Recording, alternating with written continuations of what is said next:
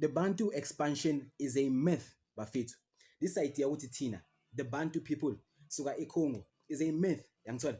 Usho ukuthi 1652 mebafika la aboyan van Riebeeck nabangani bakhe.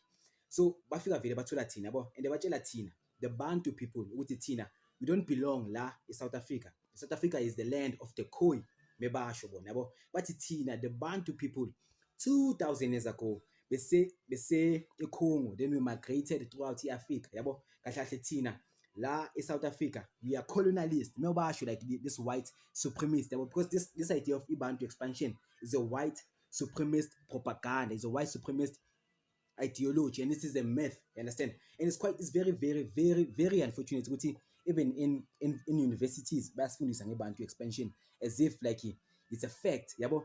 So abelungu bathi mebafika batshela thina ukuthi thina 2000 years ago besiseCongo, then samigrate until safika la eSouth yabo. And that thing is false. Firstly, it's false because abantu who are telling us these things, like firstly they hate us yabo, and secondly bebakuphi bona 2000 years ago, because that ingenzeka eAfrica yabo, and bona they've been here for less than 500 years. So bazelaphi ukuthi 2000 years ago thina besiseCongo yabo. That's the first reason like that thing is false yabo. And secondly, okay, masithi we do accept this idea ukuthi thina the Bantu people are from Congo yabo. Masithi hypothetically ba right yabo, hypothetically ba right ukuthi thina we are from Congo yabo. But the question is Congo the cradle of humanity yabo? Like before siba eCongo besiguphi, did you just pop eCongo? Like impilo, did life start at Congo? If impilo azange iqala eCongo, then kusho ukuthi bes somewhere else before siba khona eCongo, and why not la eSouth yabo? This idea bafethu ukuthi thina South Africa is the land of amaKhoi, ukuthi amaKhoi they even call them the first people or the first what, like that thing is false, is false.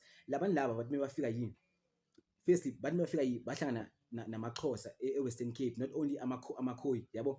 They only like prioritize amaKhoi because labantu laba they used to hunt amaKhoi, bebanokuhamba bagibela amahashi babulale amaKhoi to ensure ukuthi ipopulation yamaKhoi iphansi khona bazokwazi ukuba control yabo.